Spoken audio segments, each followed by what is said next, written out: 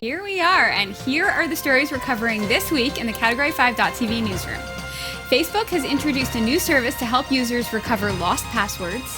Audio-based hacks are becoming more of a fear as scientists reveal the potential uses. A new pair of electronic glasses autofocus on what you're looking at. 8 years of evidence have been lost by Texas police thanks to ransomware. And see a great deal on the Blackphone 2 on eBay? It's quite likely a counterfeit and will be bricked by the manufacturer. These stories are coming right up. Don't go anywhere. Now here's another great way you can support the shows you love from the Category5.tv network by shopping at GearBest. That's right, Jeff. Cat5.tv/GearBest. It's an online store for the geek streak in you. Or the loved ones. Well, of course. I mean, especially your loved ones, right? Because cat5.tv/GearBest, quite frankly, has all of the greatest tech gifts that you could ever hope for at rock-bottom prices. Do they have cell phones? You betcha. Cat5.tv/GearBest has a wide assortment of unlocked Android cell phones and tablets. What about consumer electronics? Those make a great gift. Absolutely. From high-tech watches to action cameras, headphones, even virtual reality headsets. Cat5.tv/GearBest has you covered. They literally have it all, Jeff. Literally. Really? It's like a superstore right from the comfort of your own chair at your computer through the interweb. Yeah. There's no way they have it all. It's true. It's just a bunch of random electronics. Test me. What about clothes? Yep. Both men and women, fashionable apparel at rock-bottom, super-duper prices. Kind of like this? Well, look at this coat. What do you think? It's a slimming mock leather jacket. I love it.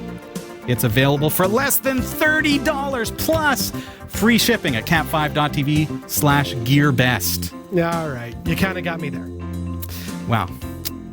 Any other questions for me, Jeff? Now that the winter has passed, flying season. Do they have any good deals on, say, drone copters? Oh my goodness! Well, check this out. Dude, they have everything. Check out over 500 various drones. And not only that, they're available marked down by about 30 to up to 63% off the regular price. Love it. What's the website again? Well, you're going to find GearBest on our partners pages for any of your favorite Category 5 TV shows like New Every Day, Category 5 Technology TV, The Pixel Shadow. But of course, if you want to shop absolutely right now and you want to go straight to the site, all you have to do is visit cat5.tv/GearBest. See, that's easy. cat5.tv/GearBest. That's right. Happy shopping. I'm Sasha Dermatis, and here are the top stories for the week of February 1st, 2017. Facebook has unveiled a new service that remedies one of the biggest headaches facing online users today, the forgotten password. Facebook now offers a service that allows users who lose their GitHub login credentials to securely regain access to their accounts. The process takes only seconds and uses a handful of clicks over encrypted HTTPS web links to set it up. Facebook users create a GitHub recovery token in advance and save it with their Facebook account.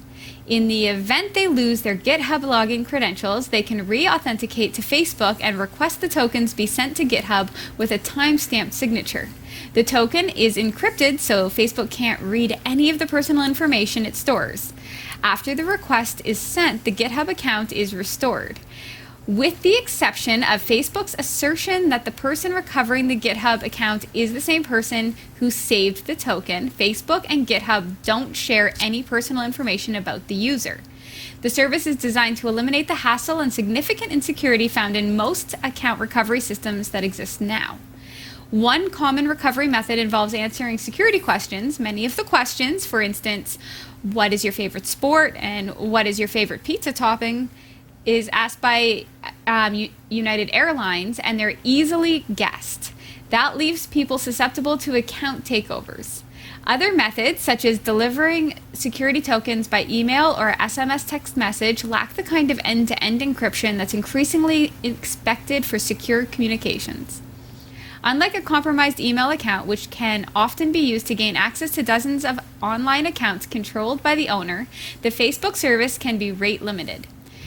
In the event a Facebook account is hijacked, the rate limiting can be used to prevent an attacker from accessing the third-party accounts all at once. That feature could prove useful in the future should the service be adopted by a large number of other third-party services. For now, the service is available only for GitHub, but Facebook hopes other third-party sites will start using it eventually. That's cool. I could probably use a little help or security in the back of my mind that if I forget my password, somebody's got my back. But that's why you have a notepad, though, for... I sort of have a Post-it note in my wallet that has every single That's password. sticky on the bottom of your monitor. Every single password. Oh, boy. And it fell out of my wallet once, and I like literally it was like I had dropped like some precious thing. I was like, oh, my passwords! Oh, my goodness. Yikes. Scary. Yikes. If you steal my stuff, you got all my stuff. All right. On episode 439, Jeff unveiled a potential hack on Google Now. Sorry, I have to pause this for a second, Robbie. Mm-hmm. Did you hear that? Mm-hmm. Okay. Yeah. So, do you have anything to say? I don't know what you're referring to. I don't know. Sasha, remember that Google Now story? That you see this once a week. Yeah, I was like, Sasha, remember that? You remember the story? Okay, Google. And I was like, you're the one who does the news, and it was Jeff. That's right. Jeff had the news that week. That's right. See, it's just because I take for granted that you are here every week for the news now. Right, except for episode 439, where Jeff unveiled the potential hack. Not me. I did the fourth picture of your broccoli to chocolate. I did that news story. You did do that. Okay. This one I did not do. Okay. And scientists are now claiming that not only can Google Now be compromised, but machine learning interfaces like Amazon's Alexa can easily be hacked through bogus voice commands. We've talked about Alexa buying dollhouses and joked that we could say something on the show to command your Amazon Echo to order products from our store, but this is no laughing matter. Researchers say it's not an unlikely scenario.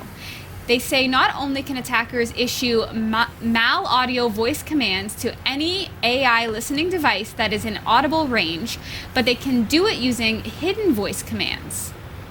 Those are commands that might not even be noticed by the user.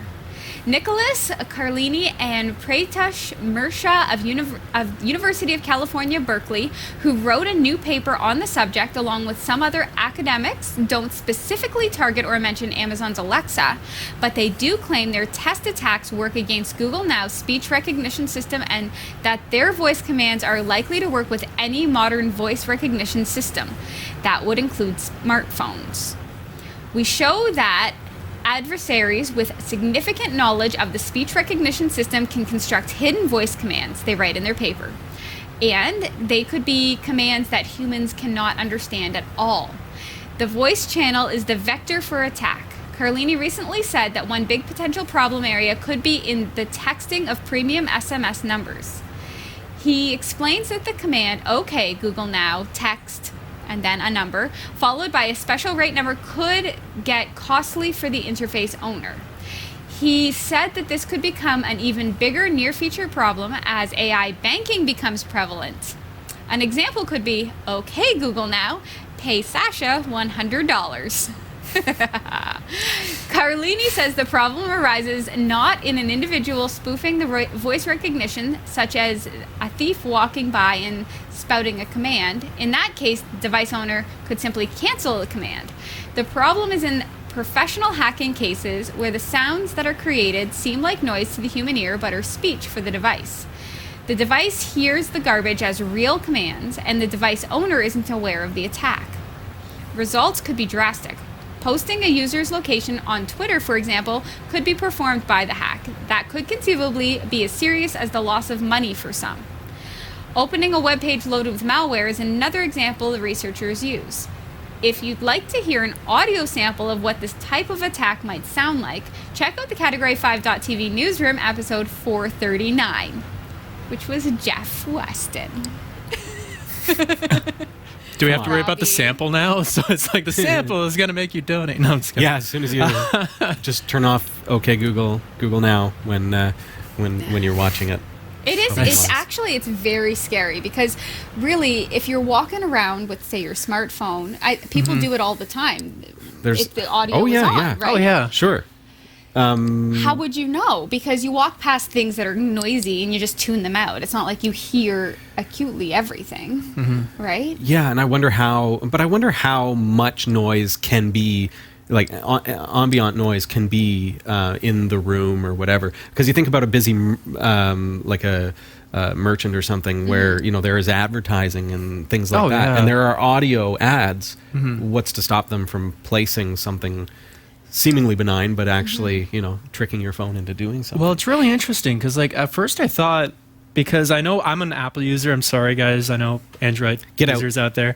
But I know with iOS, whenever you use Siri, you can calibrate your voice. So it's only like if you say, "Hey Siri," so it only recognizes you essentially. Yeah. So then you say, "Hey Siri," so many. Shoot, sorry, that was actually on. It's that going actually off. worked. What did we just buy? Did you just put $100 into her account? Pay Sasha $100. Great. Not again. No, but really, so I'm like, I'm wondering if that's another way to combat that. So like if you add more, like just because again, voice activated technology is becoming so prevalent in our lives.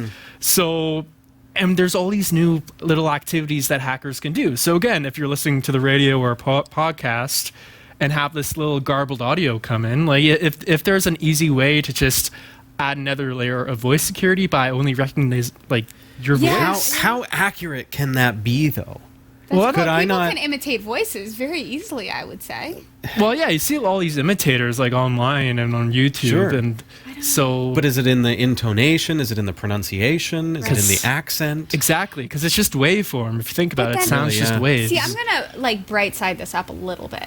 I feel like I would like there to be an automatic hack in places like movie theaters or like the clinic I work in where there's a no cell phone policy, where it just automatically plays every once in a while, like an OK Google Now, shut off my phone. And then, there you go. Everybody in the theater, their phone gets Okay, turned Google. off. Airplane mode on. Darn it. Why is my phone working? Yes, oh no. Be good in hospitals and airplanes and such. Airplanes. Right, where it just comes over. Where they still claim that the phone is going to interfere. Yeah. I don't know. I sort of believe that. Gas stations, your phone can't be on in a gas station. Or you can't be on your phone in a gas station.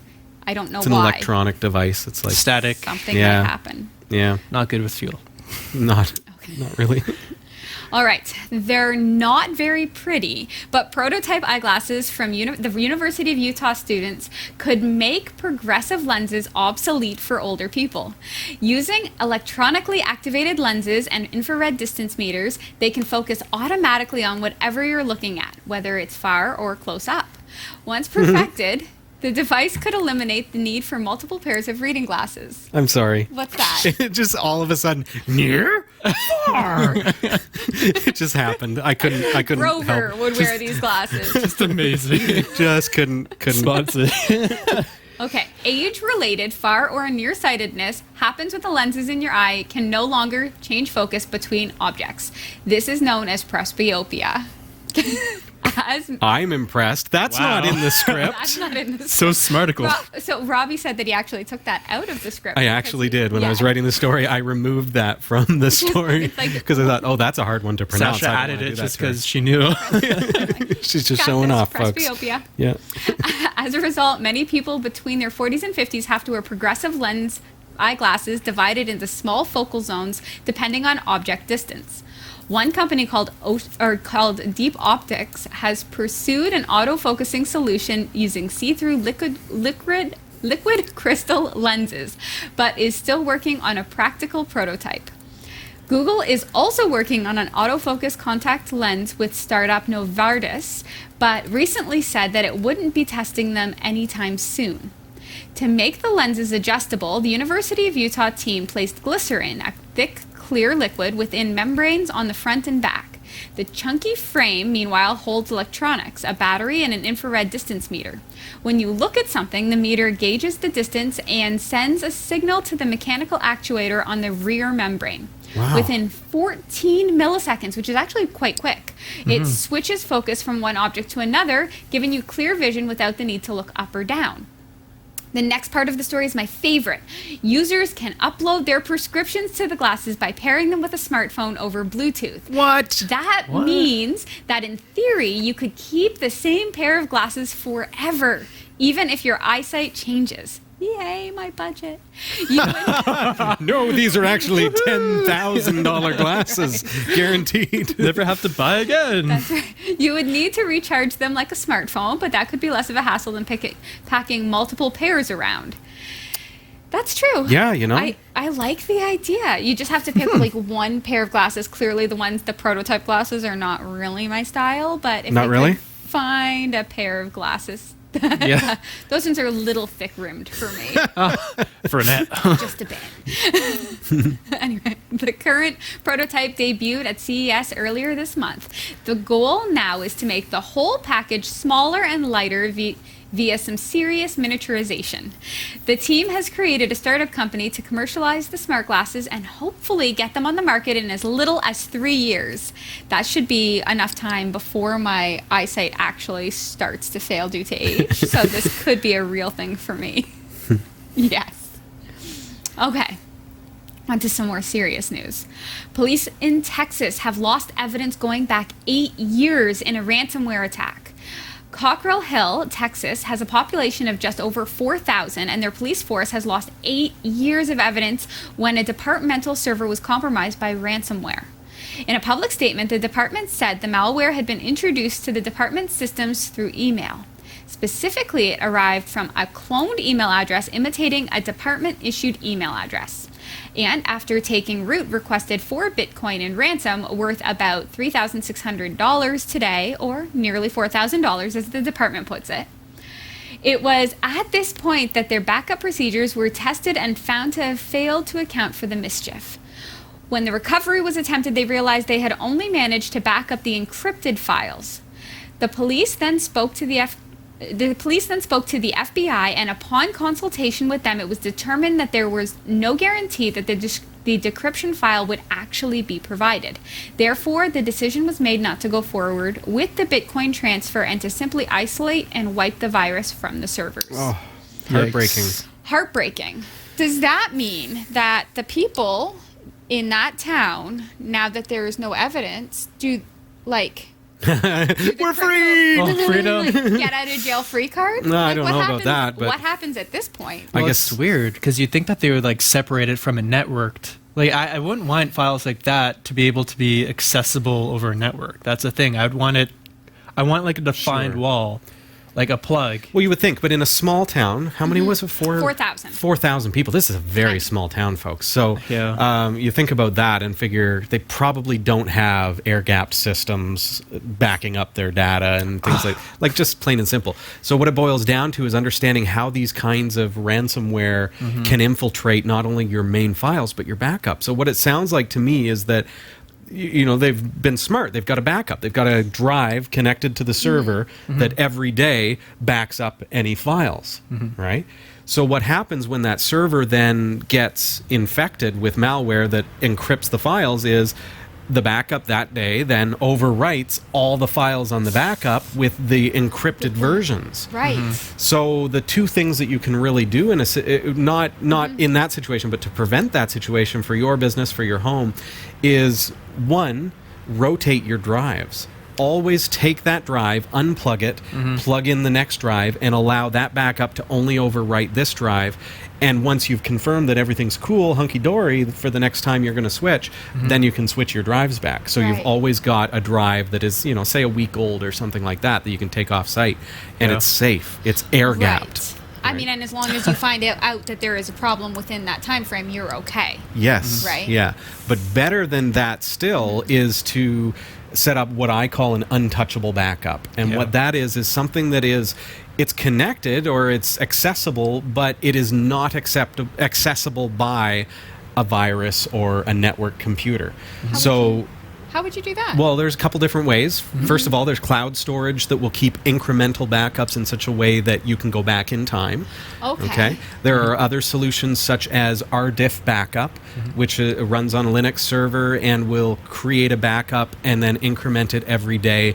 And it only saves the bit-for-bit changes that have occurred since the last backup. Huh. So if something happened today that encrypted all my files and then my RDiff backup happened, it would write to the drive just those changes. So then I could say to RDiff backup, okay, restore from yesterday's backup, and it will Right. discard all those changes and give me back my files. That's interesting. That's so good to know. that kind of thing is very helpful as well. Certainly hope that small town in Texas is watching this show right now. It's too late for you. Yeah. I'm sorry. Nice, nice. But it's not too late for you, and that's why we wanted to just take a moment and explain a couple of ways that you can prevent this kind of thing. And you can't say to them, "Oh, you did a bad job," because this is fairly typical, especially of Yeah. a small, like this is 4,000 people in the entire community, Right. and you hear about much larger companies that are getting hacked by this type of Oh exploit. yeah, and corporations and everything, right? And governments and things like that too. Governments right? So is a scary thing. knock on wood. Transit systems and Exactly. Oh, it's scary stuff. So that's how to keep yourself protected. All right, another one. The makers of the Blackphone 2 warned would-be customers to stay away from eBay. Silent Circle, the company behind the privacy-focused smartphone with encrypted voice services, issued an alert about purchasing devices from unauthorized resellers. Now that alert has turned into action with the latest update to Silent OS, the Android-based operating system built for the Blackphone. Silent OS 3.0.8 will disable phones that were not purchased through Silent Circle's approved channels. Silent Circle claims the phones to be counterfeit. These knockoffs could be manufactured by the company's contract manufacturer beyond Silent Circle's production runs or by another manufacturer who has cloned the device. Numerous sellers on eBay are offering new and real Blackphone 2 devices for less than Silent Circle's authorized sellers. In some cases, the difference in price is over $100. Of course, they're not new and they're not real. These phones are sold without a license to use the service embedded in the Silent OS. While Silent Circle sells its phones directly in North America, it sells through partners in Europe, the Middle East, Africa, and Asia. In a statement, Silent Circle said, "It's imperative for consumers and companies to work directly with authorized sales partners when purchasing the Blackphone 2. We invite people to check with us prior to purchasing so that we can help them be sure they're securing an authorized phone to ensure they get the software and services that come with it."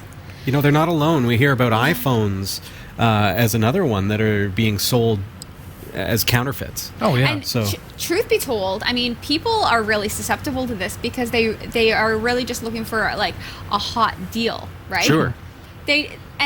As a they consumer, look yeah. legit. Like some of these counterfeit things, like even counterfeit purses and watches and Sure. iPhones and everything, they look like the real thing, and they could be even manufactured at the same sort of company. Yeah, in the you same think factory.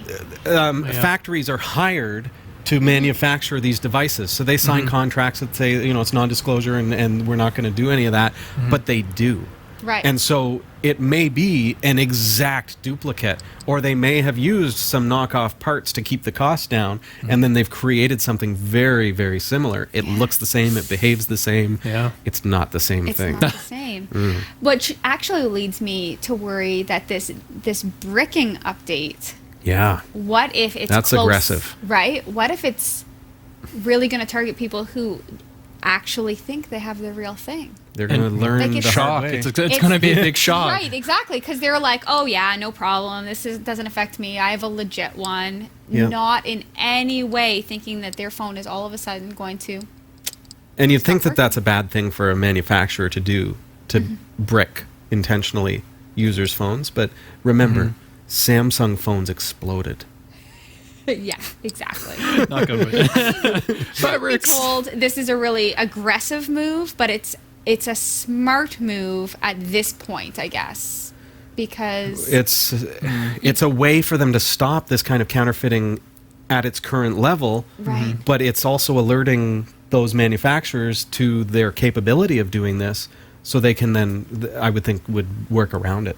Oh, with yeah. a future iteration. Well, the truth is, what would happen to this silent circle? What would happen to their name if all of these counterfeit phones all of a sudden were used for some, bad reason? Oh, like, sure, right? yeah, it's Oh, encrypted yeah. voice calling. Yeah, Exactly. So Mm-hmm. it's a smart move. It's just aggressive. yeah, it's a hard Yeah. thing. Yeah. Because like a phone is a phone, and you think that the software that's on it is the phone. Right. If I bought a computer that had Microsoft Windows on it and found out or didn't find out that it was actually pirated, the Yeah. copy of Windows, and Microsoft pushed out an update that killed my computer, bricked it, in the case of a phone, it may be really, really difficult to get it up and running again. Oh yeah. Is it fair for a software vendor to do that? In this case, a hardware vendor? I know. Yeah. It's I mean, hard. I'm Hard thing. quite attached to my phone. If all of a sudden I ran a software update that rendered it Oh, yeah.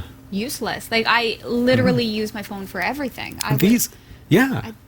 I would get anxious. Everyone I'm getting does. anxious thinking I know. about it.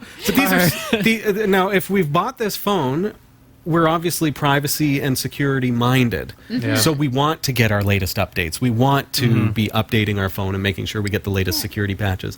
What's this going to do to my mindset if I think it might not be safe for me to update? I certainly hope that there's a warning before the update that says Your phone is contact- a counterfeit. Yeah. Yeah. Contact to make sure that this is an authorized version of the phone before this update, right? Maybe. Yeah. Because then at least say if it isn't, right? Maybe you can transfer you could buy a real phone, a authorized phone, and then transfer any contacts and data There you go. before doing the update. That's what to do. Call the company. Yeah.